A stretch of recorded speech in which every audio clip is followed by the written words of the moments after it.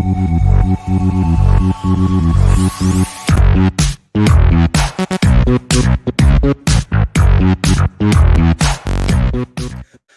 it hanging, YouTube? Peter here, your Ginger Jolly Geek. Welcome back to the channel for a very exciting episode of This Is My. So This Is My is the show where we meet normally a YouTube creator, and we talk about their backstory. We'll get to know them a little bit more, and we'll look at some of the collectibles in their collection. Really excited tonight, though, because I've got a comic book creator. In fact, one of my favorite comic book creators. So tonight, this is my guest, John LEES. John, how are you doing? Oh, I thought you were about to say not just a comic creator, the comic creator. Yeah, the main comic creator. How are you? Are you well? I'm doing well. I was just thinking, I always say this, every time I'm put backstage on one of these shows, there's some kind of mental thing. Immediately it's like, your nose is itchy, your nose is itchy, your nose is itchy, and you're like, that one is scratching. Just a second, like, that's what's going to come on. Yeah. So John, I say I've known you. I've been aware of you for a few years because we met at Thought Bubble about 2-3 years ago, I think. And I kind of stumbled across your table and you had a whole selection of goodies. And knowing me, I immediately tried to sell you something. You did. But I think I picked up everything on your table at that time. So I got 2 volumes of Sync, and then Emily Was Gone, which is bonkers, and Mountainhead, I think it was. I picked up at the time. Yeah. And I immediately fell in love with your style of writing. And then obviously I've met you a few times since then. And I had the pleasure of interviewing you and Alex Cormack on the channel a little while ago, which was an absolute pleasure. And you got to meet Alex when he came over. I did, yeah. So Alex is a lovely guy. And Alex is actually, I do a art show where we challenge people to draw in a short period of time. And Alex has done a few episodes of that for us. And he's a master like doing that kind of thing. Because I think he, I think like his wife runs like a sort of arts shop or a stationery shop. I think like he would regularly camp out and just like when someone says, "Hey, draw this," he'll like just draw it. So he's like fine tuned to be in a show. I mean, it's a great show, but it's absolutely humiliating for the likes of me because we'll have basically so Alex came on when we did horror, and some of the guys give a topic, and me and my panel have got to draw the best horror picture I can in 5 minutes. And I'm drawing stick men and things like that. And Alex has got these fully formed images of Frankenstein, and you think... No, he can just camel it out. He's amazing. I was quite pleased. He was showing me his art book when we were at HeroesCon last month. I think it was last month already. Yeah. And he was saying, can you tell me what this is? And he picked up this book. He opened up his sketchbook and it was a picture of the Curse of Frankenstein, Hammer Horror, the Christopher Lee Frankenstein. And I was like, that's the Christopher Lee Frankenstein. And he says, you're the first person that's figured out what that is. Everyone else has been telling me it's Tony Montana from Scarface. So it goes through the And I mean that's an interesting story, John, because I hope touching it later on, because you're a bit of a horror fan, aren't you? You like your horror stuff. Big horror fan of a couple of horror related things in my collection as well. Good stuff. So we'll jump on to the first question, really, and then we'll welcome the chant after that. So nice, easy one to start you off with, John. Tell us a little bit about your backstory, who you are, what got you into comics and that kind of stuff. It all began in 1986 when I was born. I've probably loved comics or comic related things for pretty much as long as I can remember. Or to kind of really cast my mind back, the first thing that kind of gravitated me towards the world of comics was probably really getting into Batman as a young kid. I remember the 1989 Batman was maybe a little before my time, in terms of it coming out. But when it came out in video, I was 4 years old. I was primed, to be written out, So that's the best Batman, John. That's the best Batman. That's the best Batman. Michael Keaton's the best Batman. My favorite Batman's The Dark Knight. I think that's still not all-time favorite movies. To be honest, though, I think all of the Batman have something about them that I like. I'm easy. Yeah. But the 1989 Batman was special in terms of when you're a little kid, probably a bit too young to be watching something so violent, but it blew my mind. I was like, my God, look at this, is amazing.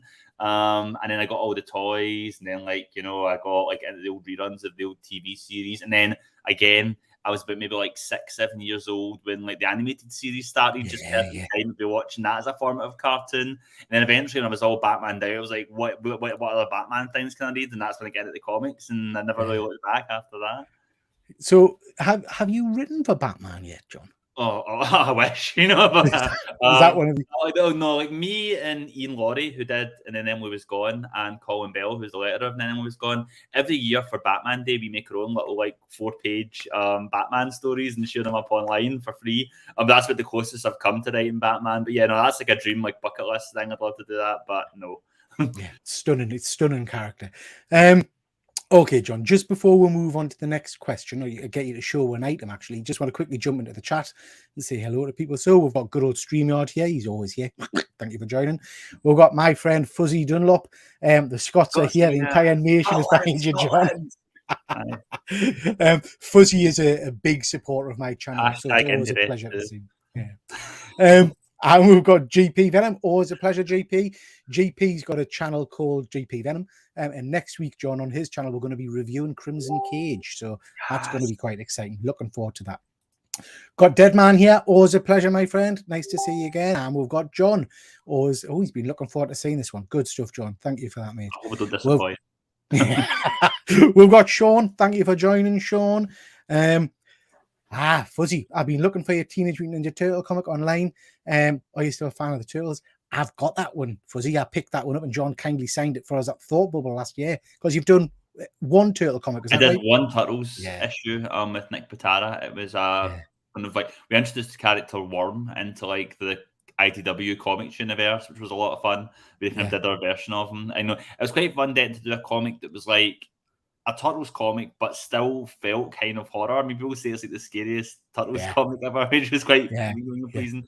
I'm sure I've got a whole bunch of copies like at home here still somewhere. So like, hit me up if you can find me, DM me or something, or get Peter to put us in touch, and I'll see if I can send a copy out to you. Oh, superb! Thank you, John. Thank you for that. Fuzzy's a massive Turtle fan, so I'm sure he'll appreciate that. Okay, John. We've got Roscoe here. Always a pleasure to see you, my friend from over in the States. Nice to see you, Roscoe. Appreciate you joining.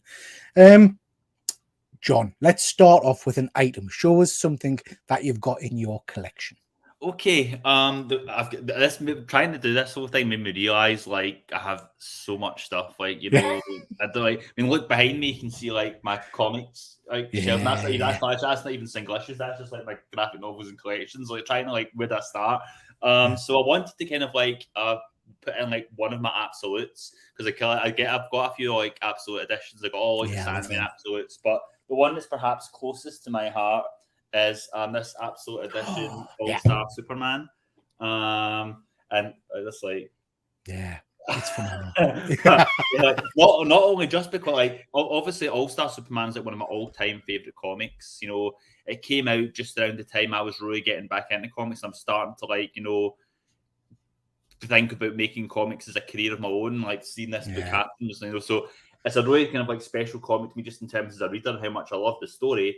But also, this is the interiors here, this jacket. But also, special to me because I got it signed at Glasgow Comic Con 2012 by Grant Morrison at the top, Frank Wiley, and Jamie Grant, all at one event.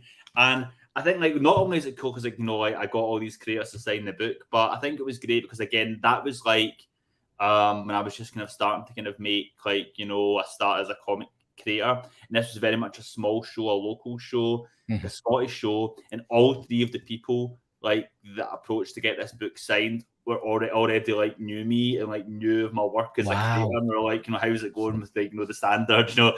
And I was like, so that was really encouraging, kind of like having these people whose work I looked up to, like knowing like me, and also just the fact that these guys are all from Glasgow, and like they all like, and this thing was made in like Holt Street Studios, like in Glasgow, and it's like shows like that sometimes like, you know, Scotland can seem a million miles away from like America, and it's a job of making comics, but like if you've got the drive, like you can do it wherever you are. So I think like, you know, for me that's the thing that makes like All-Star Superman really incredible, is not just as one of the best greatest comics of all time, but it's a Scottish comic by Scottish creators, which is something like, you know, that I think, you know, has a special significance to me, and which it makes it extra close to my heart. Absolutely. And also like it's extra beautiful looking at in this format as well. So I collect the absolute editions because I just think that that's the format I like to read, and it's a beautiful hardback. But what a stunning story, and the fact that, you know, they recognized you, knew your work, it must have just blown you away, I would have thought. Yeah, I no, mean, like it's very like, as I good. say, because like I'm a huge fan of all of them, obviously. Like, Yeah. you know, and I think Grant Morrison especially, I think they must be like superhuman because multiple people have stories of like, you know, meeting them at a signing and then like 2 years later meeting them at another signing and they remember their name and you're like, Yeah. was that the aliens at Kathmandu that gave you Yeah. superpowers, Grant? Yeah. It's I mean, awful. so I've got a copy of that, obviously not signed, but I absolutely love that story. And I think I might have told you before, I'm a nurse by trade, so mental health is very important to me. And there's a scene in that book about a young girl who's Oh yeah, I contemplating love that scene, suicide. yeah. Every opportunity I get, I post that Instagram because it's just there's not much words to it. That Do you know what I that mean? whole But it's issue is just beautiful. incredible. It's just that like that for me is like one of the ultimate superhero stories. The idea that like Superman is going to die and he's only got like Yeah. 1 day left as far as he knows. So he's going to use it not to go off and save the world, whatever, but just like to go around and make various people's lives better Yeah. in small ways. You know, but small to the global scale, but really obviously not small to them, really significant to them. Yeah. Like, you know, I just think that's really beautiful. Like, and it just Yeah. says more about Superman, like, you know, Oh, than just absolutely. So, I mean, it's interesting, John. I have quite a few heated debates with some of my colleagues on YouTube who just don't get Superman at all. They don't like him at all. For me, he's one of my favorite characters. I love everything he represents. You know, he's like for great. me, like, you know, when you go, oh, Superman's boring because he's too powerful, like, you know, there's no conflict. It's like that means you're just not trying hard enough to figure out what the conflict is. There's more to conflict than just how hard can you Yeah, punch him. Like, you know, like there's different things you absolutely. can do about loneliness, or like, you know, Yeah, or with like, you know, not having a place in the world, or the moral conflicts of like, you know, how can like, you know, you can be super strong but like be powerless to help someone in some emotional way or absolutely, something like that. absolutely. And like, you know, or there's people that say, oh, he's too nice, he's not conflicted and dark enough. I like my heroes to be edgy, like, and bad. And it's like, Yeah, I think that's something you can grow out of. I think for me, like, you know, I yeah, used to think I like my heroes to be super edgy, but then I got older. I thought, no, I like good guys to be good yeah, and inspirational. So absolutely. And just before we move on, surreal experience I had a little while ago. I was sat watching oh God, what do you call it? The Great British Menu or something with my wife. I don't know if you watched the Great British Menu, one I've of these heard of it, cookery, yeah. and the artist actually appeared because they were doing the Oh yeah, theme of Frank the Tyler's on it. Yeah, Frank was on it, and I was like, hang on, I know that name. That's yeah. yeah. Yeah, and I My wife remember told seeing us to a calm that, down because I a got very picture of it, and excited. I said how surreal it was.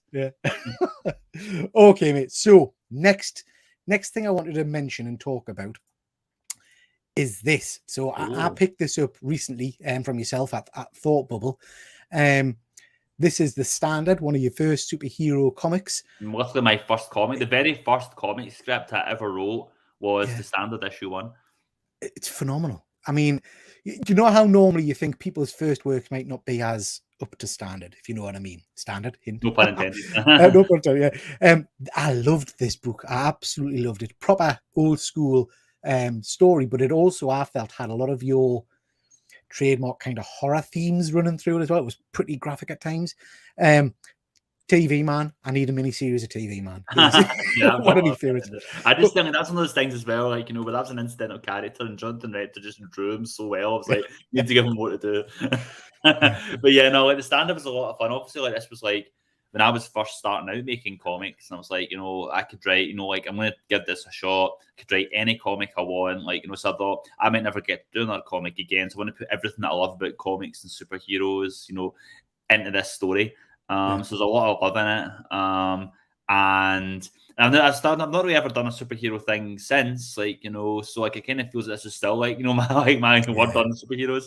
But yeah, no, like I think it was a lot of fun to work on, and like thank you very much for saying like, you know, it's a good piece of work. I mean, I look back at it myself, and like, you know, I think it's still like holds up. Like I think by the end of it, especially, I think I started figuring out how to write a comic. I kind of learned how to write comics over the process of making this book. I've got the hardback behind us there, and I read it.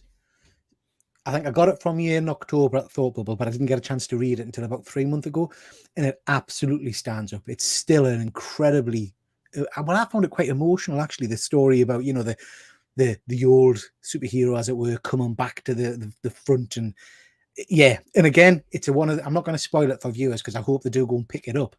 It's one of those books that had some twists and turns I wasn't expecting. Which, I loved it. Yeah, I mean, I was going to give the synopsis, but even the synopsis is kind of, which I give at conventions, is kind of like giving away something a little bit. So, So I would like how like different generations, and you see like an old superhero from like the 1960s, kind of Adam West style era. You know how that clashes with the modern era, kind of darker, cynical times, and like what does being a hero mean, like in the changing world? What things have changed and what things always remain the same? That's essentially the rough idea. Yeah. It's great. So really recommend people pick that one up. Excuse me. Shav, thank you very much for joining, my friend. Always a pleasure. And we've got George saying he loves the standard. Yeah, thank you, George. And thanks for coming along. This is a one, John, that I know you did this a while ago now, but I'd love to see a revival at some point. It's a beautiful story, mind, in terms of it starts, middle, end. But I love the universe.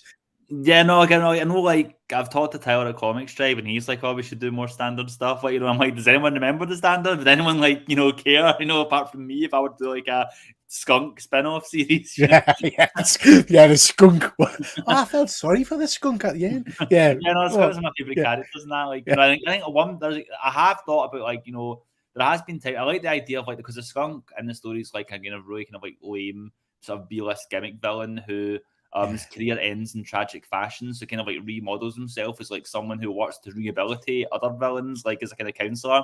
Now, I've always thought it'd been interesting just bring that guy back as a support role in someone else's story, maybe like a super villain story, and he's there as like the counselor trying to help him out or something. But so, John, I mentioned earlier that Fuzzy Dunlop is a great supporter of my channel, and he always brings the important questions when I do these shows. So, were you Willie or Bruins fan growing up? I did get the annuals for both of them when I was a young boy, but Willie is probably the one I have the most fond memories of reading, more than the Bruins. I did read a lot about the Bruins, but I was more of an Willie kid. Yeah. Okay, John. Let's see something else from your collection, mate. Okay, let's see. Right, this isn't necessarily the whole thing. This is like representative of a larger thing. But one of the things that I'm quite proud of is one of my all-time favorite comics. Might be number one, depending on my mood. It kind of shifts back and forth in the 1 and 2 spot. Would be Scalped, which was the vertical comic series by written by Jason Aaron and drawn principally by R.M. Guerra, but some various other artists. And I am obsessed with this series. This is a series that was never the biggest seller, so I think there was a certain time. A lot of people haven't even heard of it. There was a certain time where we're literally like the editors of the book knew me because I was essentially like this before I was even writing comics. I was just like the Scalped super fan. Like I was the one guy on social media who was talking about this book. And yeah, so I have it was a 60 issue series, so I have all 60 of the single issues, and I got every single one of them signed by Jason Aaron, like at various conventions over the year. I'm glad you said at various conventions. You didn't take them and actually, it was Jason Aaron because there was some gaps I had in my collection, and Jason Aaron was like, "Well, I think I've got those issues as comps. I'll bring them to you." And so I got them from Jason. The issue one I actually got from Mark Doyle, I believe, the editor of the book or the junior editor at the time. He's now. But he brought this copy of issue 1, which is very bashed and well thumbed, but it is signed. So I've got all the single issues. I've also got all 10 of the paperback collections.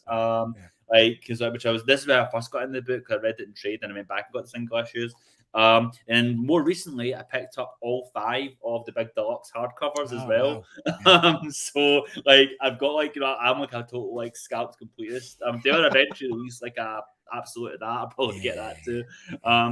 Scalped for me is one of these series that I love to evangelize about because it is it's like a murder mystery. It starts off as a murder mystery set in a Indian reservation, or a bit like an undercover cop thing with this FBI agent is sent back to his old reservation to kind of get in with the criminal underworld there.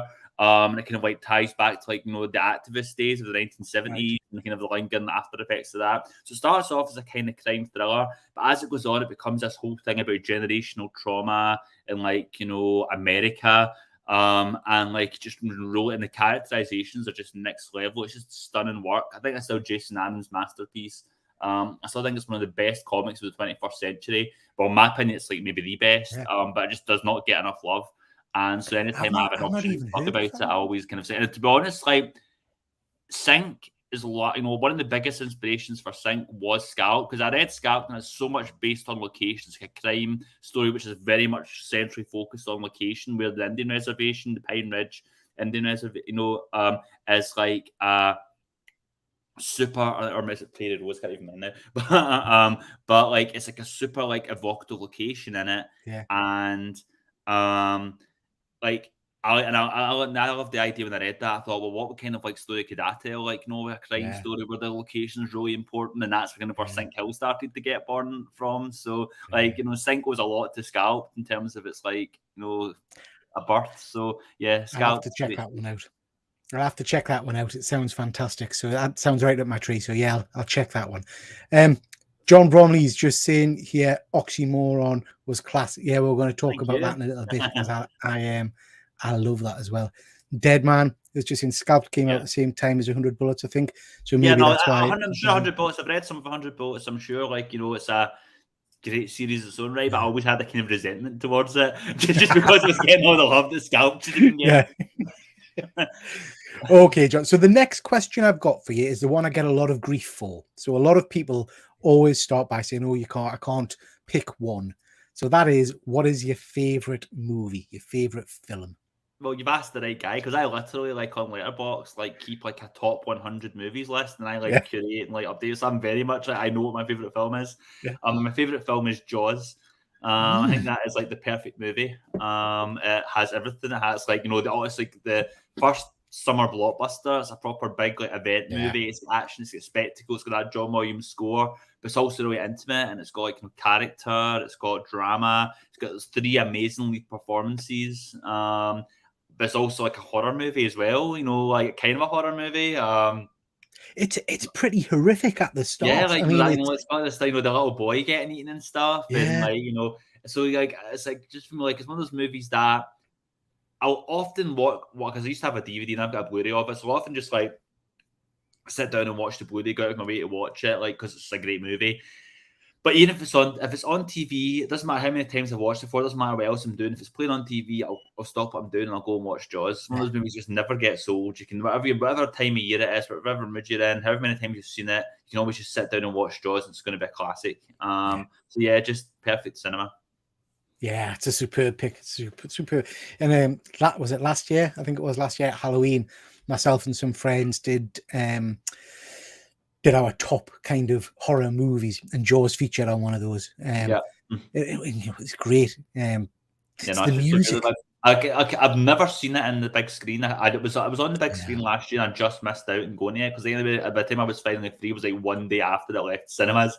But that's one of my bucket list things. I'd love to see that. One, I'd love to see that in the big screen. And 2, even more so, I'd love to do one of those things in America where they host a big screening, like out in the water, like in the little rubber thingy or whatever it is, and you've got the little drinks and you're watching. I think that'd be even better. God, can you imagine? Fuzzy's just saying some tremendously horrifically. Oh, Jaws and the Avengers, an all-timer for like one of the worst movies, top kind of one of the worst movies of all time. The idea that not only the idea that a shark could like hate a family for killing its mother or brother or whatever and revenge, but also this shark can arrange elaborate plans, like luring people out by destroying the phone lines, or following them across state lines. I think the shark actually roars at the end as well, which is like, it's a clever shark.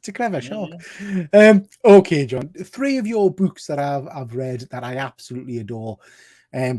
Oxymoron is just. I just loved everything about that. I loved the setups for the kills and things. Amazing. Then Emily Was Gone kept us absolutely enthralled. We've spoken before about that on an interview I did with you a little while ago, so please do check that out, guys. When Emily Was Gone is one of those books that left me quite angry at the end. And by that, what I mean is that I'm not going to spoil it for people, but that end scene left us questioning so much and kind of, And I remember Ian Laurie came with me, who's the artist in Emily Was Gone, came with me to New York Comic Con 2014 when the book had like just finished being released essentially. And someone asked him at the show, they were like, that ending was something else. Like, they said, like, what happens next? Like, what did it mean? What can you tell me what happened? And so Ian went, well, you tell me what happened. What do you think first? So the guy said what he thought happened, what his theory was, and Ian went, well, that's what happened. So, like, for me, people keep on saying, "Do you ever go back and do more?" And I'm like, no. For me, it's like, do you want to see what happens next after, like, the guy gets burned in the Wicker Man? No. Do you want to see, and mate, I know me and Ian joke because that's what owed so much to Twin Peaks. They've joked like 25 years from now, we might go back and do like the return, but no, I mean, don't have any immediate plans. I found it an absolutely engaging story, and it just kept again turning the page. Just loved it. And Mountainhead as well. I loved that story. The artwork and that is amazing as well. Oh, Ryan Lee is so good. Like every single page of that was like something you could frame and put in your wall. Yeah. So 3 stunning books. I love the fact that And Then Emily Was Gone and Mountainhead are contained stories, but again with Oxymoron, that's a character I'd love to see more of, John, because he's so much fun.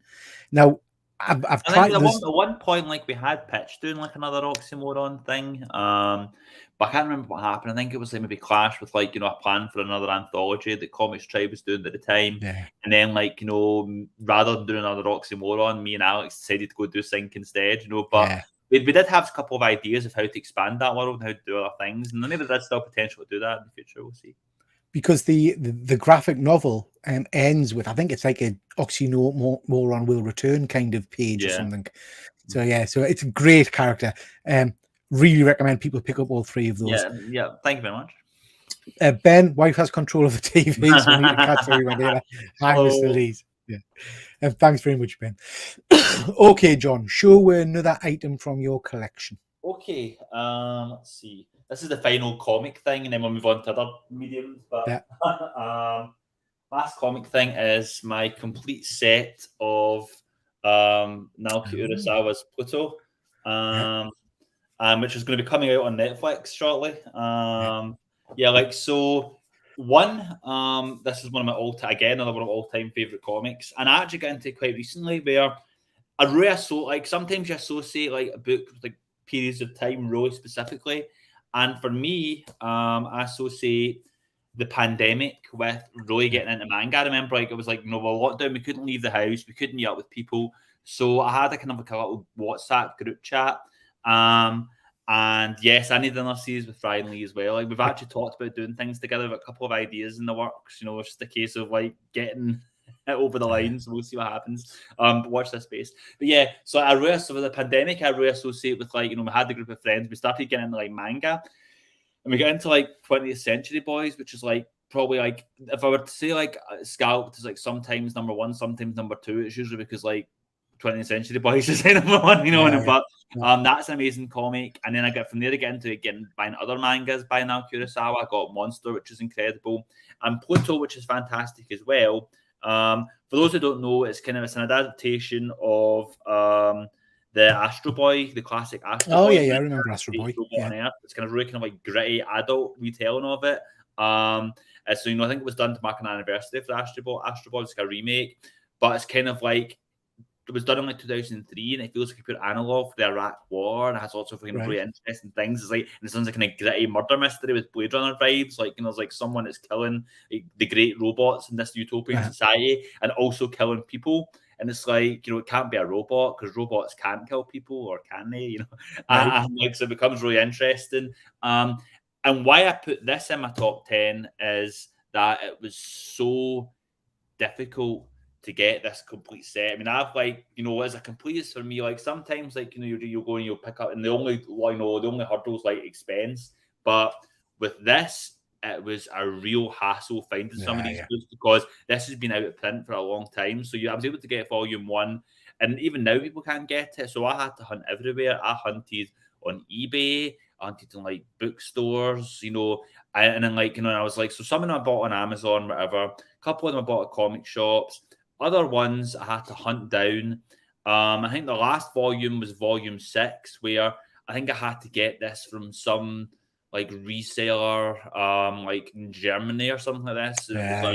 And it cost a fortune. And you do not know fear until you spent like 4 times the value of like a book just to get your holds and to get a complete set. And you finally found it, and you've got the order coming in, and then you get the email saying that Hermes is going to be delivering it. No, they better not mess this up. So just getting this complete set feels like a real achievement, something I'm really proud of and really happy that I was able to do. And I think I was lucky because like every single person that I've talked to since that's got into Pluto has been foiled and they've not been able to get a complete set. I think I'll be the last person on earth that was able to get a complete set of English language Pluto. I feel your pain. Into because the series is coming up, but if you get get your hands on it, do check it out because it's one of the all-time great comics. I feel your pain, John, because I don't read manga myself. I have to be honest; it's not something I've jumped into yet, but my son does, and we've had exactly the same experience trying to find volumes that are out of print, and they're normally in the middle. Do you know what I mean? So it's normally like volume 1 you can get, then it's like so you get that series, and then you get the volume 3, it's like, oh, what? Can't find it. We ordered a one from Germany, and we're panicking because the description wasn't very good, and I wasn't sure if it was going to turn up. It was going to be a German edition rather than that's what I was worried about. But yeah, good stuff. Okay, John, favorite hero. Who is your favorite hero? I've got kind of a double barrel answer for this because I couldn't decide. I couldn't limit it down to just one. Obviously, as I've mentioned before, like Batman is like a big deal for me. Like he was like my big entry level into like comics and superheroes and stuff. And I think some of my favorite comics and favorite stories, some of my favorite films are Batman like stories. I just love that character. I think I'm always gonna love that character. I just love that world. I think like it's like so, it's so versatile and it's so like timeless and so adaptable. Like I think like I'm always gonna be. I think like up until I'm an old man and I die, like I'm gonna be sort of enjoying Batman stories in some format. It's just a great timeless character. But right up there with Batman, I'd say Spider-Man as well. For different reasons. Obviously, like Batman was what first got me into like the world of superheroes and stuff. But if I were to think about the character who was like my gateway drug into like going to the comic shop and like picking up like monthly comics, it was Spider-Man because I was around that age. This was a bit later. The Spider-Man animated series came out a few years after Batman, so I was maybe about like 10, 11 by that time. And that was the point when I was able to take my pocket money to Forbidden Planet and like get comics and things. So like that for me, so I really have to credit Spider-Man with like my entry level into that, and like obviously Batman is like super cool and has so many great stories. But what I really love about Spider-Man is kind of like we were saying about Superman, like how like he's optimistic and like hopeful and things, But for me, the best Spider-Man stories are always ones that's like small scale. Like my all-time favorite Spider-man story, which has been one of my all-time favorite comics, is The Kid Who Collects Spider-Man. Where where like it's actually there's no like violence, there's no fights, there's no villains. All it is the whole issue is just Spider-Man goes to visit this little kid who he read in the newspaper, was a big fan of his, and like he looks over this kid's collection of Spider-Man memorabilia and talks to him and supports him, and then like at the end takes off his mask and says that I'm Peter Parker, like can you keep my secret? And then at the end of it, you find out that it was actually a hospital ward he was visiting, and the kid's dying of like leukemia. And he's in the end, Batman just bursts into tears, and Spider-Man just bursts into tears, and he's sitting there, And for me, that's like a story you could only tell with Spider-Man. Like, as much as I love Batman, he's not going to go like to the hospital and visit some kid, like, And for me, like that, just like is what I love about Spider-Man. Like you can put in these situations, he's just a regular guy, and like he's super grounded, super relatable. So yeah, like I love both those characters as like my ultimate heroes for various ways. So we did on my channel, we did a spotlight we've done a spotlight on Batman, but we've also done a spotlight on Spider-Man a couple of months back. And in that show, we kind of look at the history of the character, what toys are available. And then we always end up recommending some reads. And that's actually a book that I recommended because that one just gets me every time. The end and just... I mean, it's like 40-year-old or whatever it is now. And still, even so... I got a lump in my I'm actually getting a lump in my throat just talking about it. It's just like the thought of like, it's that image when he's looking, he's got his mask off, he's just hugging this kid, so that emotional openness of like, and then like and then he turns around, he's wiping tears from his face. It's just like beautiful artwork, It's superb. Are you reading the current Spider-Man run? No, I'm a bit out of the loop with Spider-Man. The last Spider-Man series I read was the Tom Taylor Friendly Neighborhood Spider-Man, which was great as well. I really liked that. But no, I'm a bit out of the loop. I've actually just picked up a couple of issues of that new Miles Morales series, which I hear is really good. I've not read it yet, but I hear it's good. main Spider-Man run's struggling a little bit, but I have to say there's a mini series called Hallows Eve, which is very, very cool. Kind of a horror vibe to it. But yeah, that's I like cool. horror stuff. So that's yeah. Fuzzy's just saying they've retold that story a few times with various characters too. Superb story. Yeah, it's a classic. Speaking of classics, John, this is one of my all-time favorite books. I absolutely love Sync. And I'm not just saying that because you're on the show. It genuinely is one of my favorite comic books. I love an anthology series, which is why I think I like a lot of your work so much. Because I like to read a story. Yeah, but I also like the fact that yours all have interlinking stuff, and we'll talk about Hotel in a bit, which is a masterclass in that thread throughout them all, you know. But God, Sync, it's just every issue blows us away. So much so that I think you might have seen I got Alex to draw an image of me being clowned. And I've got a Mr. Dig and all the rest of it. Yeah, no, I love Sync. Like, and for me, it's always good. And what I love is as well that even as I've gone on to do other things with like bigger publishers, you know, maybe more high profile stuff, people still keep on discovering Sync and going back to Sync, and like that's still the book I get asked most about at conventions. It's still the book that people seem to pick up the most in my online shop. Like, you know, people really seem to love Sync, and I'm glad because it's a book that's close to my heart as well. It's like my love letter to Glasgow. It's like, you know, so yeah, I think it's good. And like you say, the anthology format is great because it lets you tell all different types of stories, like under the umbrella of like Sync Hill. Like you can do like horror stories, you can do like action stories, you can do drama, you can do romantic comedy, you know, you can do like, you know, any kind of thing you want, like, you know, and it still feels like it's all part of the same world, which is part of the fun. So, gonna push you, John. Have you got a favorite character in Sync? Obviously, like, you know, like there's, you know, like there's characters like that I've had a lot of fun writing. Like I love, like, you can see Florence Cocoon, like she's a great character. I love like Mr. Big, you know. But if I choose my favorite characters in the series, it would probably be Kieran and Louise from issue 10. Like, you know, like the affirmation. I've got an image of them later on. You know, for me, like, you know, it's like weird. It's like you wouldn't think it, like, you know, based in like their, you know, like bedroom proclivities, but like, you know, they're always like fucked up and tormented. So I don't know if I can swear or not, but you know, you know, like, you know, screwed up and tormented, you know, like dark characters. They're weirdly enough the most well-adjusted people, like in Sync probably. Yeah, I think, you know, I think it's quite fun, like, you know, writing characters, like, you know, that are like, you know, in love and are doing that. So yeah, I think, you know, they're a lot of fun to write. Yeah, as I say, like, I think I like all the characters in Sync to various degrees, so like it's hard to choose. But yeah, like I think they're the ones to jump out. Yeah, it's an amazing series. Really recommend people pick that up. And you can get it in trade paperback format now. The first 2 trade paperbacks are out. Yeah, and Volume 3 is currently ongoing. The first chapter of Volume 3 came out as a Kickstarter, and we're hoping to get the next Kickstarter before the end of the year. And then like Volume 3 is going to be getting released in the direct market in LA. There, I see it. Volume 3 is going to be released in the direct market LA 2024. And then we're going. And as I say, I've written ahead. Like I've written Volume 3 and Volume 4. So like, there's plenty more things to come. Good. Okay, John. Before we move on to your perfect day, show another item from your collection. Okay. So now we're moving in from like the comic stage to like the action figure stage, and like. Okay. I think maybe even before comics, like, you know, I was like a collector of action figures. I had so much, like, you know, and I could probably done a top 10, like with like, you know, just toys.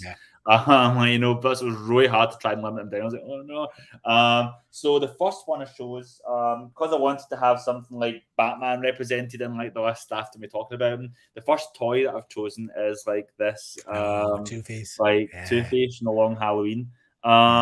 And I think, like, you know, what I love about this toy is not just it's a really cool, like, toy, and it's always kind of sat prominently displayed, but I've always loved to... Oops, just cracked his head in the lamp. I've always loved, like, Two-Face as a character. Like, you know, like, I loved him in the animated series. I loved him, like, in Batman Forever. And I've always had, like, various Two-Face toys over the years. But this is kind of, like, the ultimate one for me because Long Halloween was, like, a huge comic for me. Like, there's a lot of... Because like, there was a time where, like, you know, I, like, separate my comics fandom into like 2 phases. Like, you know, I read comics through like the 90s into the early 2000s. I read like 2000, 2001, and I stopped for a few years or almost entirely stopped. I drifted away from comics a little bit. And then in 2005, Batman Begins came out. And I went to the comic shop and I thought, I want to pick up a Batman thing just to kind of read a comic again for the first time in years. And the one book I picked up was The Long Halloween. And since I read The Long Halloween 2005, I have not stopped like reading comics like since, and that also put me in the path towards writing comics as well. So you can see like that book kind of like shaped the course of my life. And one of the many great things about The Long Halloween is Tim Sale's art is amazing. And in particular, he drew like the definitive Two-Face. Like there's like no other, to me, like no one else should bother now because like he's just done like the best Two-Face. It's the eye. It's the eye coming out of the socket. Do you know what I mean? It's just Like, you know, amazing. And for me, it's like, so when I thought I'm not going to get another Two-Face toy until I can get like a Tim Sale Long Halloween Two-Face toy. So when it eventually came out, I picked up this toy right away. And now, obviously, since Tim Sale's passed away, I kind of like, it's kind of like maybe like memorial to him. Like every time I'm passing, I pick it up and just go like, you know, like this person like created something like really special. That, you know, like, you know, that on the other side of the world, some guy in Scotland, like, you know, like pick up this thing based on art he made and just look at it every day and go like, you know, this is great, like, you know. So yeah, like that's, I know I say I could have picked any number of a whole shelf just of Batman toys, you know. So I know I could have picked any number of things, but there was something about this, and I was looking through, I thought this one feels extra special, so I wanted to highlight that. Stunning. It's a great figure. So I'm a toy collector as well, John. I collect predominantly vintage toys, and when I say vintage stuff, because I'm an old fart, so I buy toys from when I was younger. So I buy He-Man, Transformers, Thundercats, Mask, all those kind of stuff. But I also collect 1/6 scale action figures now. Which are the hot toy stuff. Which are stupidly expensive. If I won the lottery, like, you know, or it became like one of my comics he made into a film or something, like, you know, I was thinking, that's the first thing I'd be doing. I'd be buying lots of hot toys. Ooh, a sync movie or a sync Netflix series would be tremendous. Okay, John, tell me about what a perfect day is for John Lees. What's your happy place? Well, there's a couple of different iterations in a perfect day. Like, you know, sometimes the perfect day is just like sitting like in the office, like writing a comic script and being really happy with it. But if I have to kind of like go out there a bit, like for me, like some of my favorite days are the days when, obviously, if you've followed my social media, like, you know, you've probably seen more of me in my underpants than you ever want to see. But like I was going to say, there's pictures right on you ready. Yeah, the favorite day for me is like going out swimming. I'm a big like wild swimmer. I love loch swimming. And so yeah, like for me, like the ideal day is getting up early, going out, meeting up with friends, going out for a drive, spending time company with people like, you know, who I care about and who I'm happy to spend time with, and then going out into the water, being away from my phone for a few hours, being away from social media, and just going out into the water. Those endorphins that hit you when you're out in the cold. And going for a swim out of, you know, and then just like, you know, this picture here was actually went up to Oban, and then from Oban I went out to Castle Stalker, which is a medieval castle on an island which you can only get to by boat or by swimming. So I swam out to this island, you know, and I was so like chuffed with myself and taking selfies that I forgot to take any pictures of the actual castle, which is a bit of a screw up on my part. But like in that second picture, I was actually sitting on, like, I was standing at the top of the stairs leaning into the castle door, like, you know. So that was a little fun day out. So yeah, for me, that's like an ideal day. Then just when you come out the water and then you can just sit and having like a, you know, your packed lunch and you're talking to your friends and stuff, like, you know, that's just for me is like what life's all about, finding those little moments of peace and company and joy and being out in nature and the world. So yeah, that's my perfect day. Yeah, and I think, you know, the old mobile phone, it's almost attached to people's hands. So I think it's a great idea to have a couple of hours, you know, without it. So I always feel so happy with it. And why is it that I feel like a weight's been lifted off my shoulders that I don't get it? Or maybe it's because I've not been looking at like Twitter for a few hours. Yeah. It absorbs you, doesn't it? Okay, John, show us something else from your collection, mate. Okay. Again, it was really hard to try and narrow down like my many action figures. But I decided to choose this one for quite weird reasons. This is the Alien Queen from McFarlane Toys. It's many years old now. It actually comes with a whole big standee set with, like, you know, like this woman that's all slimed up and kind of like, you know, but like this is just, I took this apart from it because it's easier to carry around. And one of the reasons I thought this maybe has something like special and maybe a kind of like close to my heart is I wanted to showcase this because I don't often appreciate this toy as much as I should, because it's a total pain in the ass to display, because like when you try and stand up in the stand, it keeps on falling down like this. And like it's kind of sat in a kind of sun trap area, so it always gets covered in dust. It never looks great. And kind of always in white. And there's been multiple times I've thought that's taking up too much space. I'm just going to put that in a cupboard and get out of the way. And I pick it up and I kind of dust it and I look at it and go, this is actually a really cool toy. I mean, like, you know, it's got like, you can actually see like the slime on the teeth, like, you know, and it's super detailed and the amount of like, you know, and then so every time, like, you know, I'll give it a clean up and go, you know what, this toy's actually good after all. So I thought I'd put it on here as a little reminder to myself. This toy is actually like great. And like the next time, like I think to myself, you know, oh, I'm going to put it in the cupboard and get it out of the way. I'll think, no, remember, John, you love this toy. Yeah, like, you love it. Yeah. You know, we put it on that show. Like, this is my, so this is me just my. I mean, that's a stunning reminder that this is a cool toy. And obviously, Aliens is another one of my all-time favorite movies. A kind of classic horror. And what I think about whenever I see this toy is, when I was a little kid in primary school, I had the old Alien Queen that was in the Kenner toy line. That was based on the cartoons used in my hand. It was an Alien Queen. You filled its head with water and you squeezed it and it squirted out water. It was a kind of like really clunky, wee stupid action figure. And I brought this into school with me and kind of carried it around and sat at my desk when I was at work.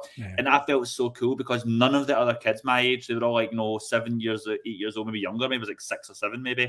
And none of these kids had seen Aliens, like, or even knew what Aliens was. And I felt it was so special, mature, because I'd watched Aliens over and over again by that point. And I knew what this was, and I was super, like, you know, ahead of the curve. So, you know, obviously that toy's like, I think I still got that toy sitting like in storage somewhere, but this is kind of like a little upgrade of that. But, like, you know, every time I look at this toy, it reminds me of like that other toy I had when I was a kid, and reminds me of being that kid who always loved horror and always loved gruesome monsters and stuff. And so yeah, that's why I thought I'd put this stunning. It's absolutely stunning. And McFarlane Toys are doing some incredible work. You know, that's a beauty. Yeah, that's a one as well. But I'm sure there's been a better version since. This one's special. Well, I mean, you say that I've got a hot toy Alien Warrior, and that's better. So the hot toy Alien Warrior's got loads of issues. You can open its mouth and the internal mouth comes out. Cool. But the rubber splits and degrades really easy. Oh no! I've just ordered an Ellen Ripley actually to go with it. I still don't have a Ripley action figure. Ripley was the only one I never got in the old Kenner toys in the 1990s. I never got a new Ripley. I should buy one. It's stunning. But just speaking about aliens, have you watched Predator Prey? Yeah, I loved it. That was great. My spicy take is Prey might actually be my favorite Predator movie. No, I'm the same. So we did a show about it, doing a review show, and we all universally loved it. And what we came out of it was saying that, you know, I want the franchise to do this going forward. So keep doing time jumps. So give I don't know, samurai. It lands in samurai kind of time, you know, or on a pirate ship. The Wild West, you know. Yeah. Loved it. Great. There's a hot toy just being announced coming out of that figure as well, so I might have to pick that one up. Cool. It's phenomenal. Okay, John. Claim to fame. Have you? I mean, you've already dropped some big names, but have you got a claim to fame? Have you ever met somebody important, or have you ever done anything yourself other than your comic writing, obviously, where it's kind of you feel to be honest, right, like, you know, like before I knew the format of this, like, you know, I thought I was going to go, well, my claim to fame is actually that I've written some comic books. You know, I didn't realize we're actually going to already have talked about them at this point. Yeah, no, I don't think I really have much beyond that. Like, you know, I'm a big, like, in terms of like celebrity stories and things like that, like funny encounters, like obviously, like I've talked about like meeting comics folk, and my favorite celebrity story I have that I've told a few times. Never think I've ever actually told it in a podcast or a video. YouTube, this is the first, but I once met Tilda Swinton at a DVD shop. I think it was the DVD shop in front of the cinema in Edinburgh. And so I'm like browsing through like the DVDs, and I look up and Tilda Swinton's like on the other side, like also browsing the DVDs. So I thought I'm gonna play it cool, and I can have a little like smile and a nod, you know, and she goes a little smile and a nod back. And then my friend walks up to talk to me, and then she looks and she does a big comical double take at Tilda Swinton and goes, "Oh my God, John, it's Kate Blanchett." Did the ground open up and swallow you?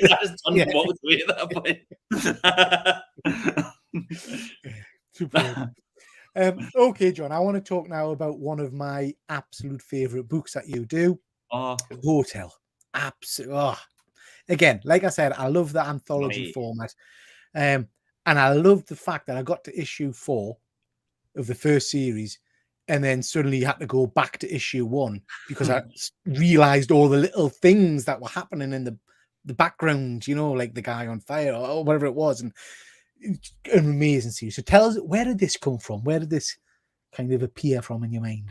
This is a Hotel. The origins of Hotel is quite interesting because a lot of other things before Hotel, a lot of other things where I'd come up with an idea and I'd desperately try and shop it around to various publishers, and trying to get someone who'd buy it. This started off with the publisher being interested and then the idea being developed. I remember it started off like Axel Alonso had followed me on Twitter. And I checked to make sure it was the actual Axel Alonso, it wasn't like a prank account. So I followed them back, and then like Axel Alonso DM'd me shortly afterwards, and he was like, hi, I just wanted to let you know I'm a big fan of Sync, and I'd love the chance to work with you in the future. So I was like, oh, that sounds great. I'm like, I'm going to be at New York Comic Con, but maybe we can have like a Skype call like when I get back home. And he goes, well, I'm in New York, so why don't we just have a meeting before? So this was like New York Comic Con 2018. So the Tuesday before the show, I had my biggest meeting of the week before the convention even started. I met up with Axel Alonso for lunch.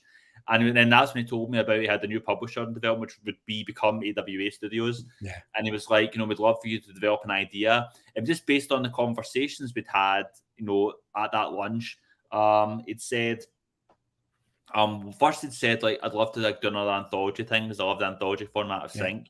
It mentioned like he'd love something set in an old roadside hotel. He was thinking like a crime story, like noir, but my mind went to horror right away. And the third thing was, he says, if you get anything else with clowns in it, and I was thinking, I think I want to do something else with a clown, But then it became a challenge. It was like, well, what can I do? How can I do a clown story that's totally different from the clowns in Sync?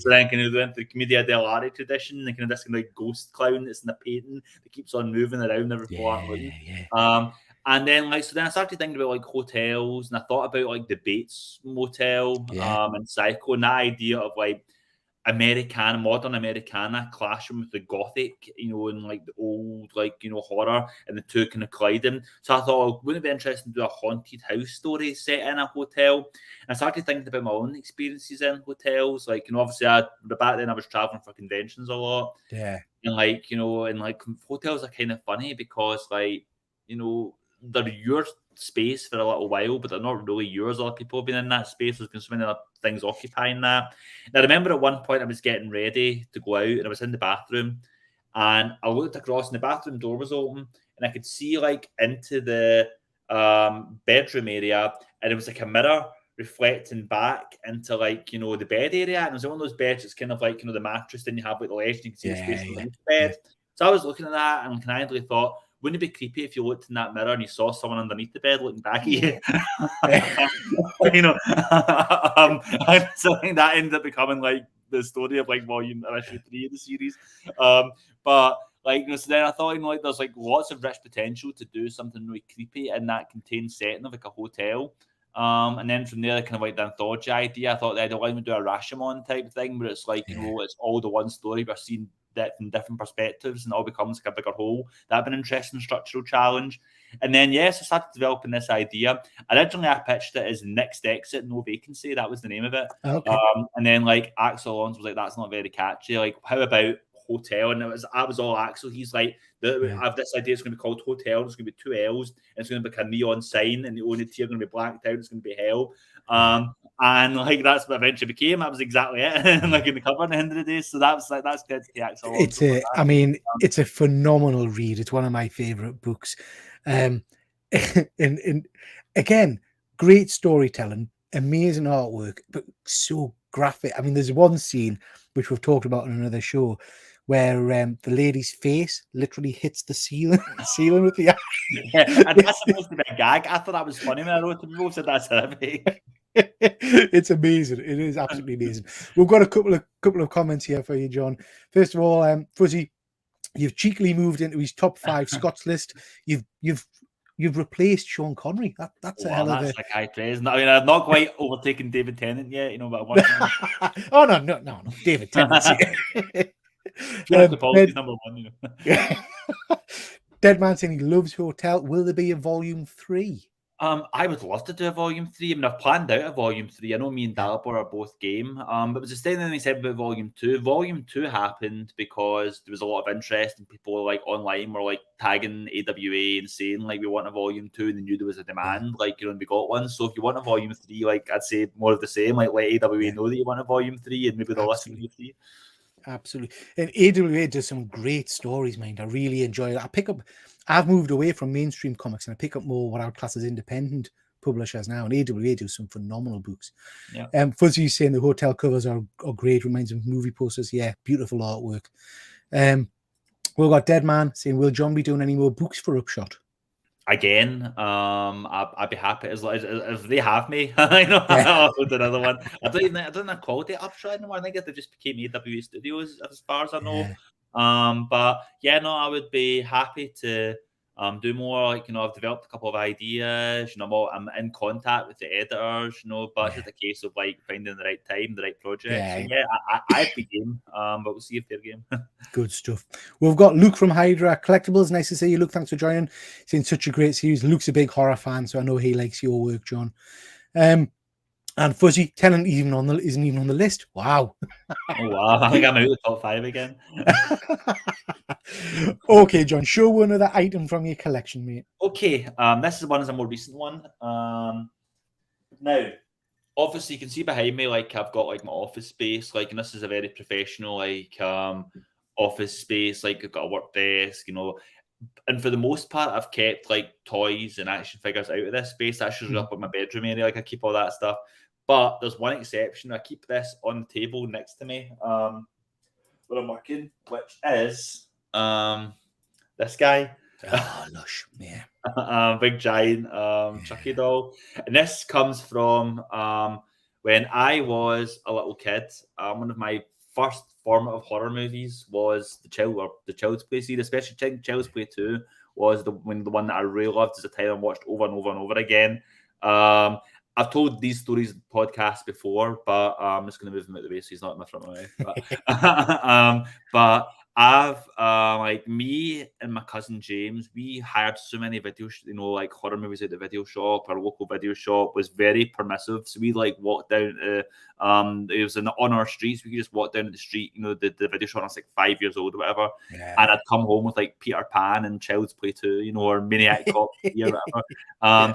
And so me and my cousin James would play, and you know, most kids play cops and robbers, like cowboys and Indians, whatever, and a lot of kids. Me and James played horrors, where we pretend to be like slashers from horror movies and we'd kill invisible people. So he'd be Freddy Krueger and I'd be Chucky, and we just go down like murdering people, like, you know, like you're dead now, ha ha ha. I'm surprised people didn't think we're like serial killers in the making. And the other bit of like trivia is that my cousin, like various points, tried to perform the ritual of them battle on me, where he'd get me to lie down and try and put my soul into like a Sonic the Hedgehog. Nice. So they knew the whole ritual off by heart. Like, give me the power, I beg of you. And he'd do it all, and then he'd look at the teddy bear and like, did it work? And I'd be like, no, I don't think it did. Try again. So all through like watching these movies, I was too young to get the message of these movies at all. So I watched this and thought it would be really cool if I had a living Chucky doll that could be my pal, you know, and could kill people that annoyed me. So ever since I was a little kid, I wanted my own good guy doll back before they made such merchandise. So when I was an adult, I had my own money. They could get what I wanted. I thought I'm finally going to make my dream come true. I'm going to get my own Chucky doll that can sit next to me while I work, and like I keep it at my office space because that means that. Whenever I'm working, I can look across and I can see him sitting there, and I can think sometimes things take a long time to happen, but you can get what you want eventually if you stick at it. So, and also it reminds me of like my love of horror, which has been with me since I was like 4 or 5 years old and obsessed with Chucky. So again, it keeps me like in touch with my roots. Incredible, great figure. I've got the pizza face version of that. I had one with the kind of slice out of it. Yeah.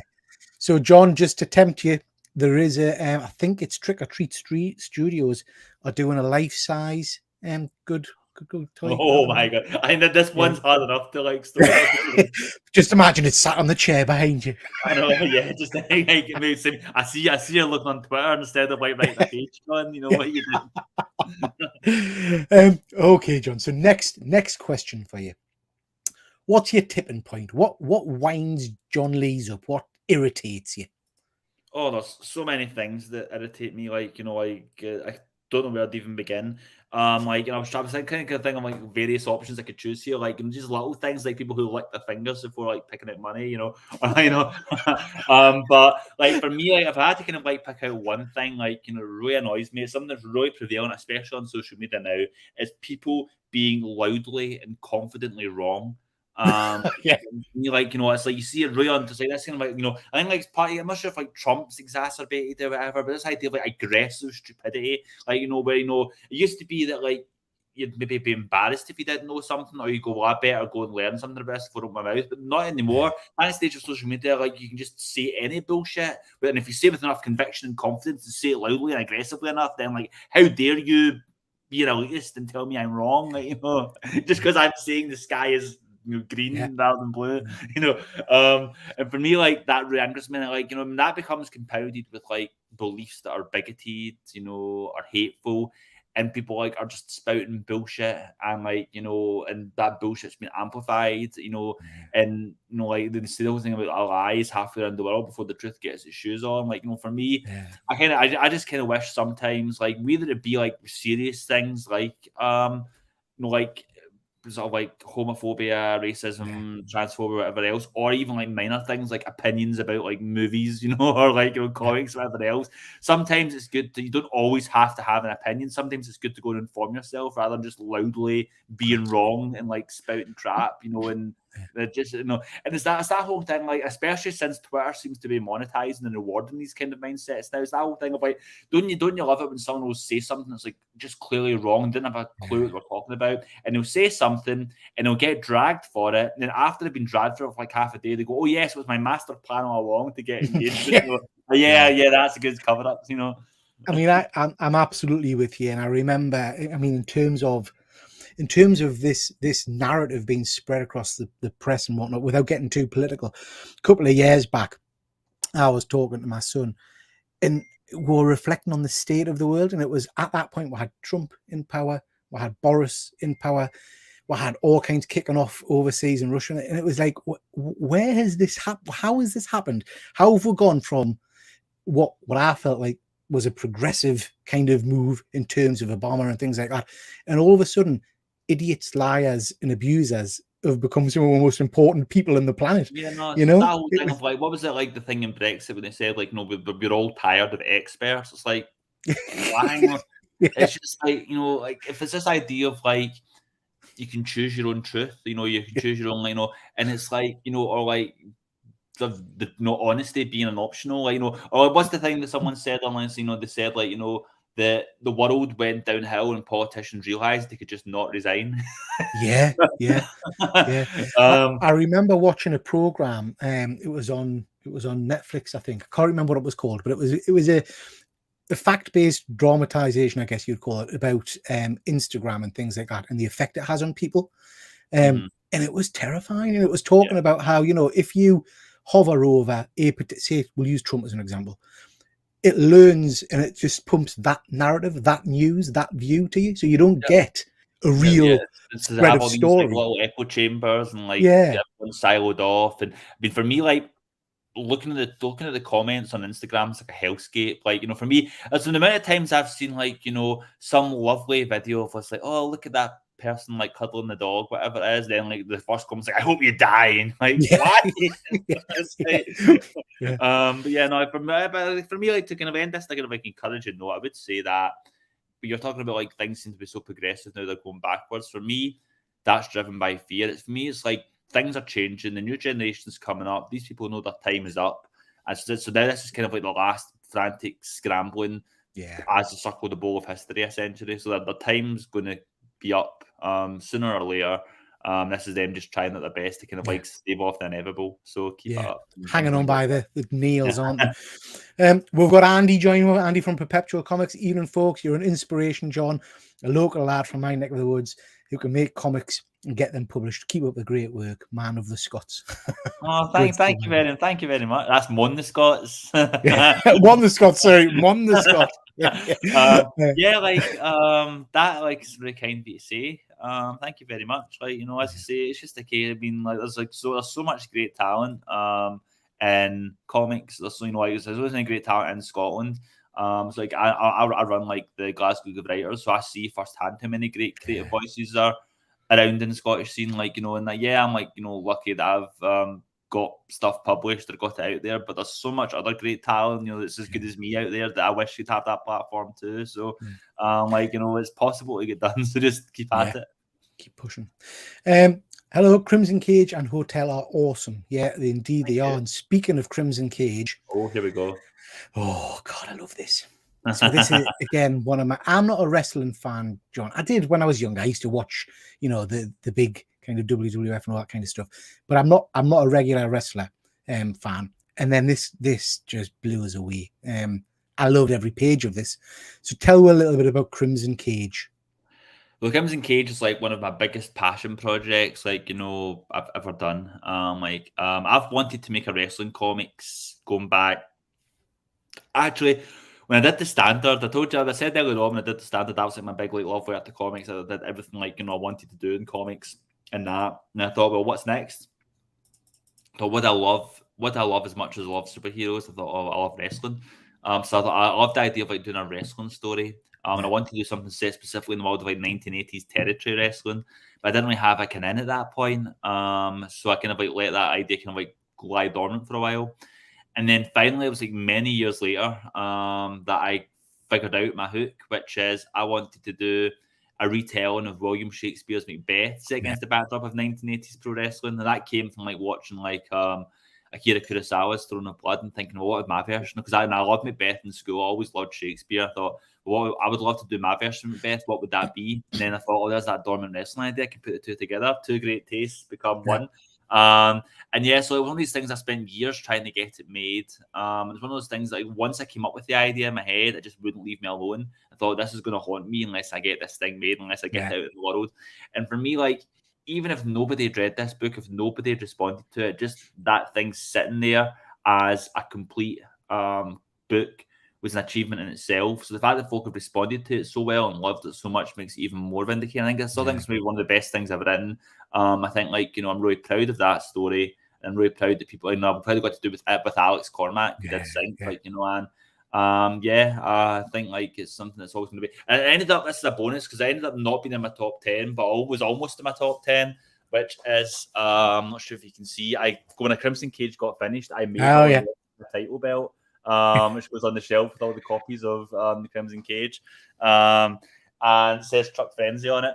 So yeah, that's a bit that's always going to be close to my heart. So I'm really glad that folks. I mean, because you've mentioned that, John, I wouldn't want to embarrass you, but because you've mentioned that, you're a little bit into cosplay as well. Oh, well, your Halloween parties are a bit of legend, aren't they? Yeah. I mean, yes, the amount of people, like, you know, like including like comics pros and luminaries that came up, like, you know, and commented on my Chuck Frenzy costumes, like, you know, all these people, like, you know, that have done credits that I respect and now know what I look like in white spandex. So it's quite worrying.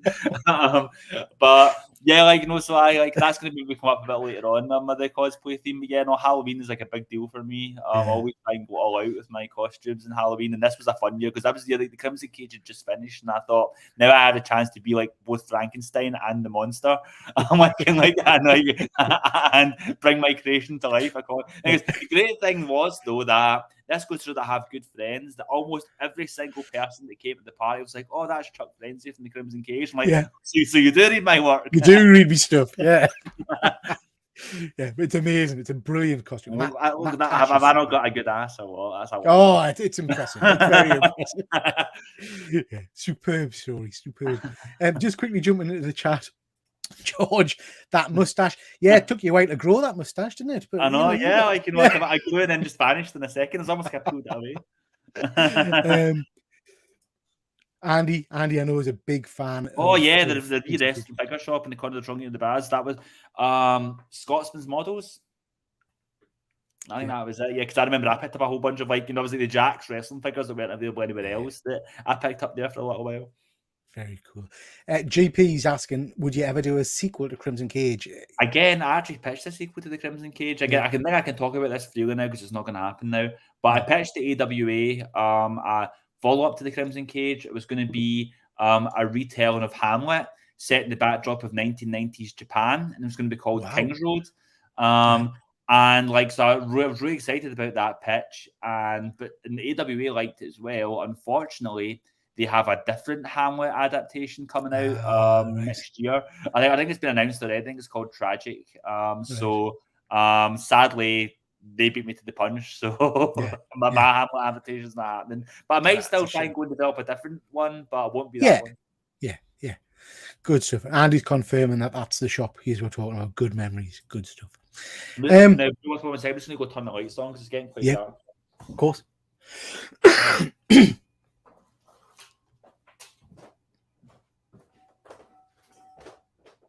This is what I'm pleased I put on pants. Yeah. I couldn't possibly stand up. John, show us something else from your collection, mate. My pants. No. Yeah.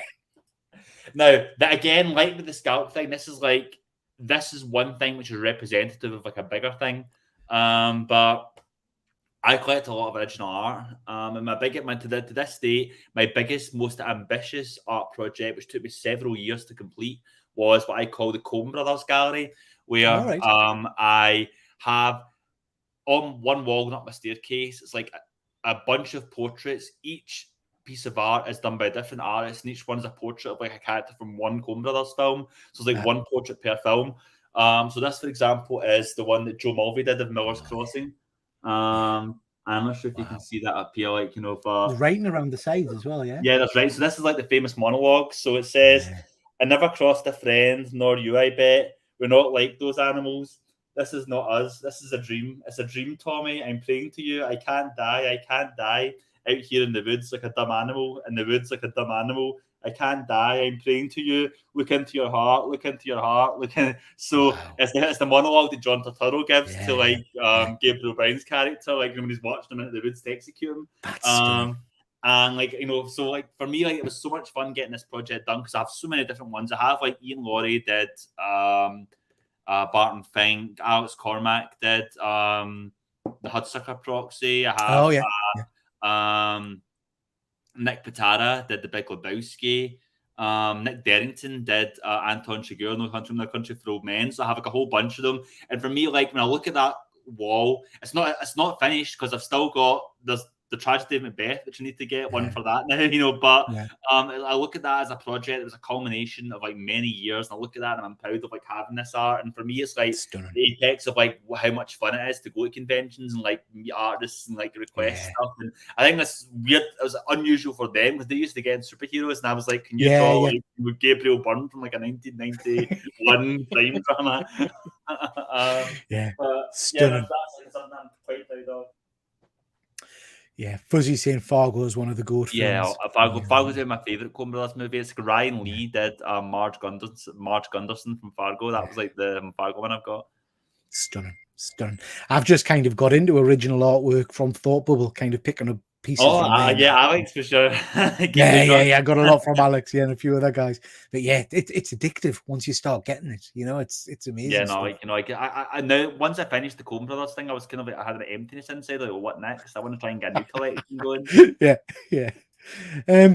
Okay, John. So, favorite villain? Who's your favorite villain? I've got so many villains that I like. Obviously, like I mentioned before, like Two-Face, like a long history with that. Like, I love the Kingpin. I love weirdly enough, one of my favorite villains is Rhino. I've always loved Rhino from the Spider-Man comics because I just love the idea of like a kind of working class, like blue collar stiff who happens to like rob banks. Like, for me, like if a Marvel editor came to me and said that you can do like a comic about any Marvel character, who do you want it to be? My pitch would be like kind of like Shane Black style crime caper starring Rhino. But if I had to pick like one villain, it would be, and this is a kind of basic bitch answer, but it has to be the Joker. For me, it's like that's like the ultimate villain in fiction, essentially. Like The Killing Joke's one of the greatest comics of all time. The Dark Knight's one of the greatest movies of all time. Jack Nicholson in the 1989 Batman. Like that for me was like one of the first memory. That was my earliest memory of watching a movie and going, "That's a movie star." It was like Jack Nicholson as the Joker.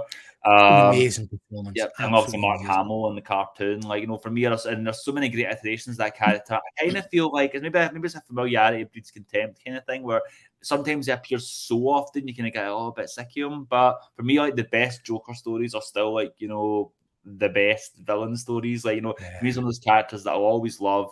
I remember like back in the day, like being like in like superhero hype, like, you know, the online RPG games, playing like, you know, with friends, and I played the Joker for years and that. You know, that's a big part of me getting the writing bug was like writing the Joker for a long time and that. Yeah, like it's a character that I'll always love again. Like and yeah, I mentioned earlier, like, you know, I'll be enjoying Batman stories like in various forms for the rest of my life. So I'm sure that's going to stretch into like also seeing the Joker in various forms for the rest of my life. That would be my pick. No, it's great. Yeah, and we did a show, I think it was last night or the night before, I can't remember, about comic books. And a couple of people actually said Joker, for all he's a favourite character, he needs a bit of time off. You know, give him to get the mystery back a little bit. You know what I mean? Because there's multiple things going on at the same time. There's a pair of multiple stories. Like for me, like I loved, like, you know, like remember when Grant Morrison's run, like, you know, when he gets taken off the board right at the start of the run, and he gets shot in the face, whatever, and then like Grant Morrison didn't use him for like years. Then when they finally came back in RIP, it was like, oh shit, the Joker's back. Like, you know, that's you want to have. You want to have something with someone, you know, when the Joker's away long enough that when they finally comes back, you're like, oh shit, like this is a big deal. Like the Joker's back, kicking off. To go down. Absolutely. One of my favorite tropes, though, and it goes back like decades. My favorite tropes in any comic event or story is when someone brings in some new villain to kind of like nerf the Joker and kick his ass or whatever, and then at the end of the story, the Joker comes back and gets his revenge on him. Like, you know, that for me is something I'll never get bored. I mean, he is a phenomenal character. I wanted to mention this one scene. We've kind of touched on it already a little bit in terms of politics, but one of my favourite scenes in Sync it is just this. So for anyone that hasn't read this, James, nice to see you, James. Thanks for joining, bud. This is two beautiful characters who are engaging in some bedroom activities, and they've got a safe word, which is pineapple. Yeah. And I love the way she's abusing him and beasting him, and then she calls him a Tory, and it's like, whoa, hang on a minute, that's the step too far. That's too much. And like, yes, that's a fun scene today. I just love the idea of like this guy, like, you know, always getting called like any kind of like degrading things, but second say Tories, like, no, this is too much. I've got standards. Call me a Tory. And then also wants to stop. He's like, you know, can you maybe not say mean things to me because I've got self-esteem issues? Which I just thought was like, you know, and that was me kind of like thinking if I was in this situation, like, you know, I would probably like, no, I've got self-esteem, call me mean things, you know. Then that gets called back later on, like, you know, when all the baddies show up to fight them, and then he's like, "Come on, you fucking Tories," you know, and it's like, "Fucking Tories." And for me, it's quite like, that's been the biggest meme of Sync. Like, if people that have never read the comic have taken that panel of like, you know, Kieran in his gimp mask, like holding up the big paddle, saying "fucking Tories," and that's just a bit. Every time there's like a news story of the Tories doing something horrific, I'll see like someone like quote tweet it with like that image, and just thinking that's great. That's my contribution to pop culture. Yeah, because he's got a paddle as a weapon, but she's got something a little bit more interesting as a weapon. She's John. got like a giant purple dildo, if I remember. And one of the little touches which nobody's really picked up on, which I really was one of my favourite gags that I've done, and I credit to Sean Lee, the letterer, is that the first time that emergency, it's like the bad guy runs in, and like the paddle comes in from stage left and hits him, and he turns one direction, and then like the big dildo comes in from the other direction, hits him like stage right, and the sound effect that Sean Lee used was dong, which I just thought was great. Tremendous series. James Keegan's asking, inspired by true events. I wish. Okay, and Andy's saying it reminds of his uni days. Okay, John. So probably your last item, because I'm just aware of time here. Yeah, no, I've got a few more. Yeah. So what else have you got to show? Okay, so first up, I've got again. This is a couple more original art things. I have so much Ian Laurie. I think after Ian Laurie himself, I have like the biggest collection of Ian Laurie art of anybody. Because many times I've sat next to him at conventions, he's drawn something, so I'm just going to throw this in the trash, and I'm like, I'll keep it. But so I was trying to choose one Ian Laurie thing to put on here, and the thing I ended up choosing was this page from And Then Emily Was Gone, where once he finished the book, to celebrate, he said, "John, thanks for working on this with me. As a gift, you can choose any page in the entire series, and you can have that page." So I chose this page from issue 5, where Greg Hellinger, her hero, who's like a haunted former detective who can see demons, and has been sent to this island to find this missing girl, finally meets the villain of the story, who is this kind of like mythical creature called Bonnie Shaw, who's never actually been seriously been talked about and kind of existed in the fringes of the narrative. And finally he appears, and finally Hellinger confronts him. So I thought it was like a big moment. I love the little details, like you can see in the background of the little eyes which are peering in through the floorboards or through the wall boards. And like the level of detail even in the face, like in the render. And I just really always loved this page. And Ian actually knocked it out the park. So I've got a little wall on I think it's my bedroom, and it's I call it Bonnie Shaw signs. I've got various artists to draw different portraits of Bonnie Shaw. And in the middle of it all, I have this page from When Emily Was Gone. And like I said, I just look at that and I think of like that was almost a decade ago now. We finished this book, and it just for me, it's like this happy memory. That was a big breakout book for me. It was a big kind of like step forward in my career. I just look at that and it's always a little reminder of like, again, a really exciting formative time in my career, working with Ian, telling this story, kind of like making my name in a lot of ways. And yeah, it's just a fond memory of like that time. Stunning. Absolutely stunning. I love that. I know we've mentioned it earlier, but I really do love that book. It's a similar theme to that. I have another memory, and this is like my next time, which is like that with Emily Was Gone. I have back when me and Alex were talking about Sync at first, we were developing ideas and like we're spitballing things, and he was saying, I think the very first bit of concept art he sent me was like a digitally drawn version of Busman Bob, the kind of bus driving serial killer, with the dead bodies. And then I met him for a convention, and he brought this image with me as a proof of concept. This was my idea. So before any of the sample pages, before any of the pitch pages, this was the first time that Alex ever drew the Blue Van Clowns, and he gave me it, and I put it in a frame. So this is them here. So again, I don't have that much original art in my office. I only have this and one other piece that Chuck Frenzy that Alex drew me when the Crimson Cage finished. But I have this sitting on my wall right next to my writing desk. Again, it's like a reminder of like the kind of things we can do when we put our minds to it. And that's something that I absolutely love, and it makes me happy every time I look at it. It's amazing. Alex is a phenomenal artist, and incredibly creepy, that blue van. It's it's super. It's actually based on an actual urban legend from Scottish my history as a kid. I remember this story about a blue van which would drive around the streets of Glasgow, snatching people up, and depending on who told the story, it was either going to be that you were killed, eaten, turned into a clown yourself, or just disappeared forever. And every class seemed to have like some kid whose neighbours, brothers, friends, whatever, was taken by the blue van clowns.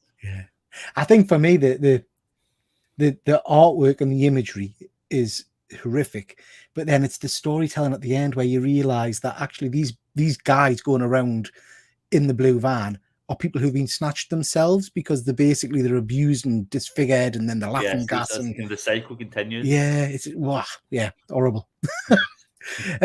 Okay, John. So you are obviously we've talked a lot about your work tonight. You are a writer of extreme talent, but I'm sure it's taken you some hard graft to get to the position you're in now.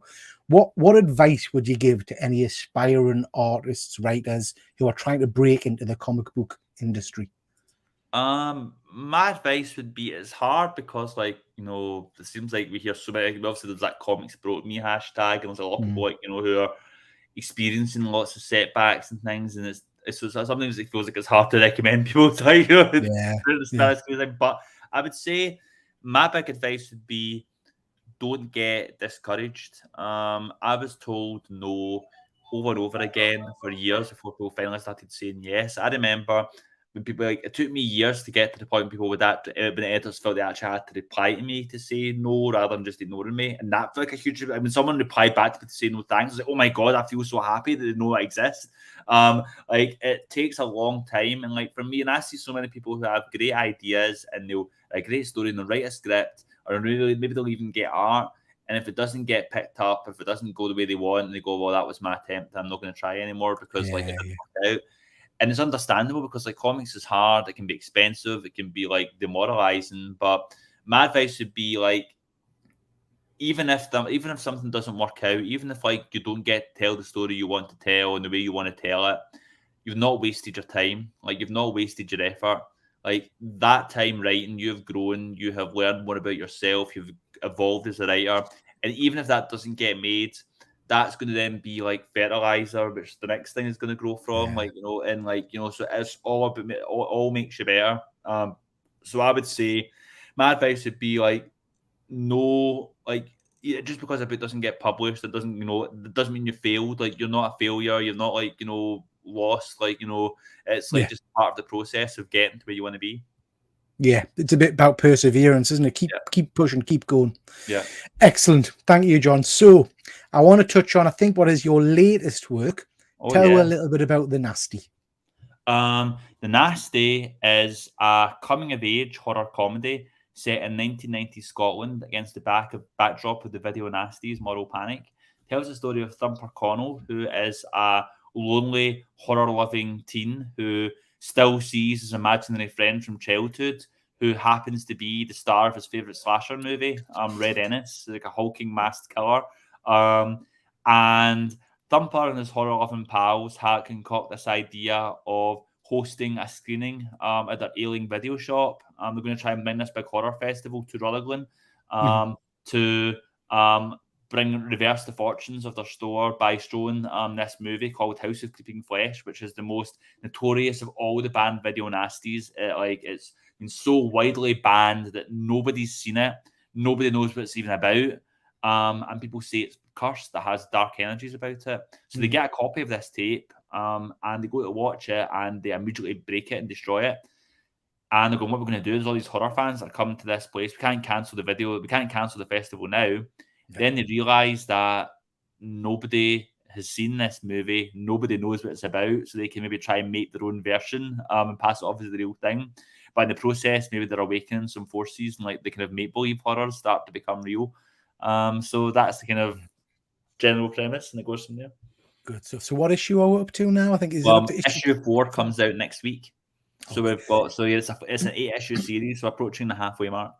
Okay, so please do check that out, anybody in the chat, because it's out and available now.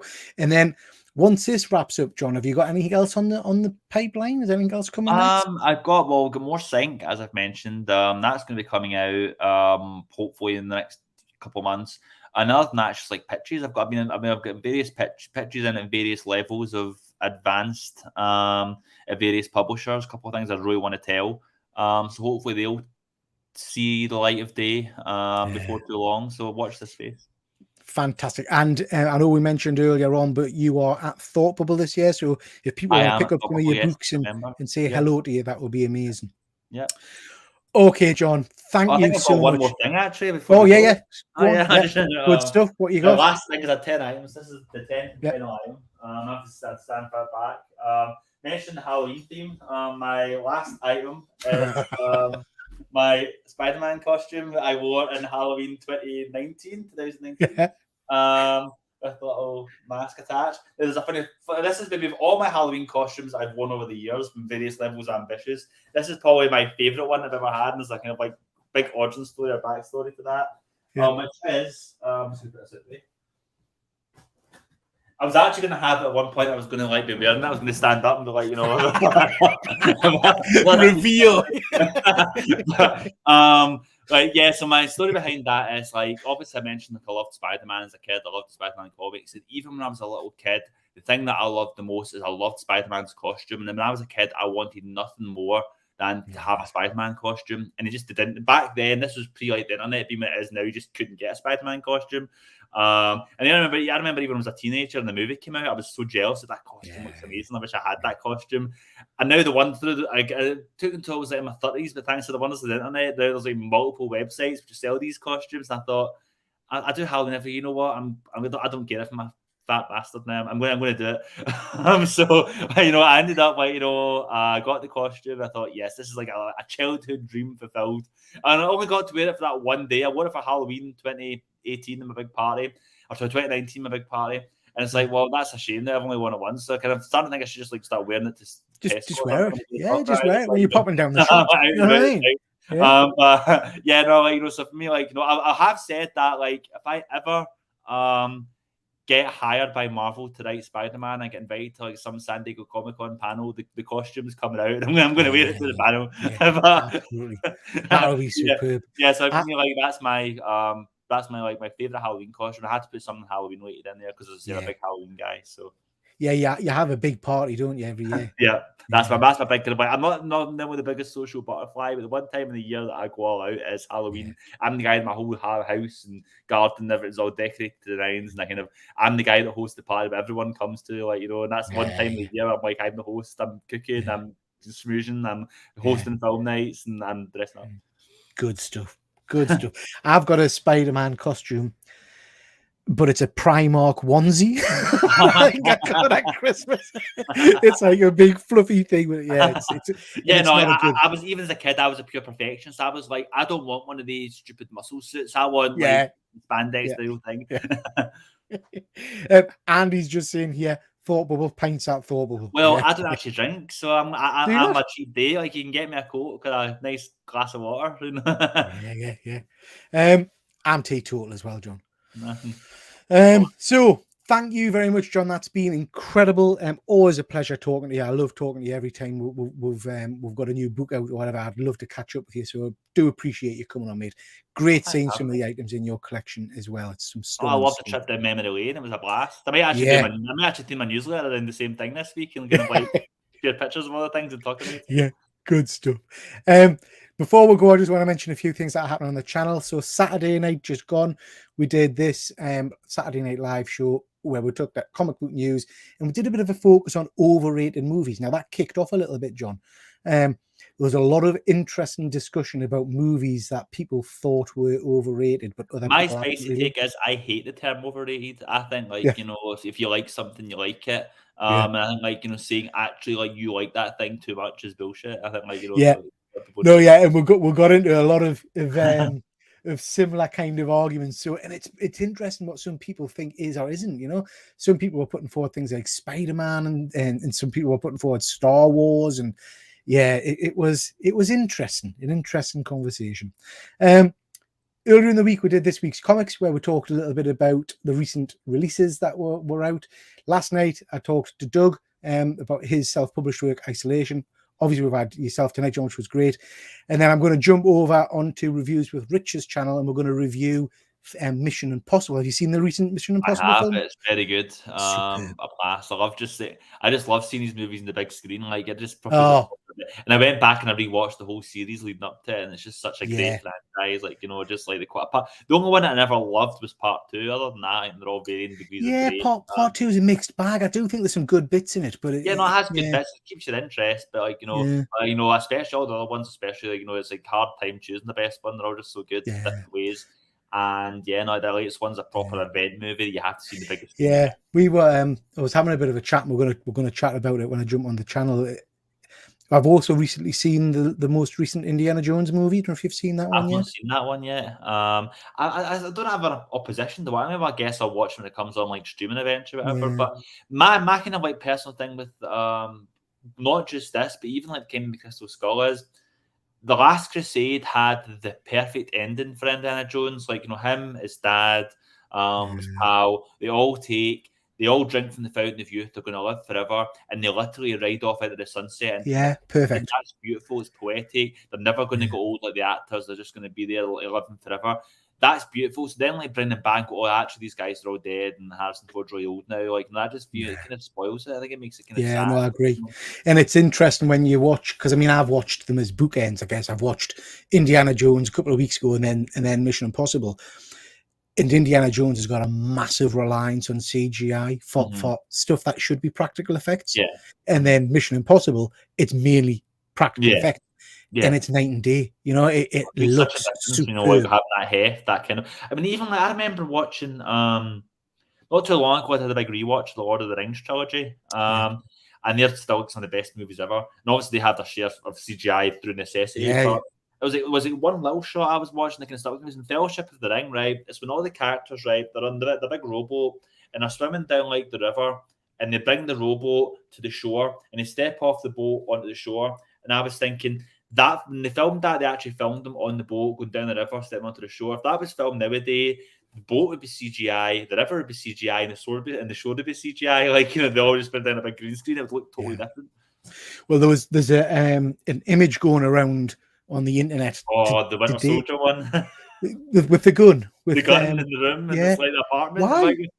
Why? Well, apparently that's because set decorators and prop design teams are union jobs, but CGI isn't. So like they can save costs by not having like any of them and have like non-union CGI people instead.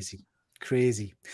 Just quickly jumping to the chat before we go. Fuzzy is just saying, absolutely love this. It's been great to hear from you, John. Fuzzy. It was great to see your commentary running throughout it. I'm glad you enjoyed it. Excuse me, George. Thanks for the laugh. Thank you very much, George. GP's agreeing.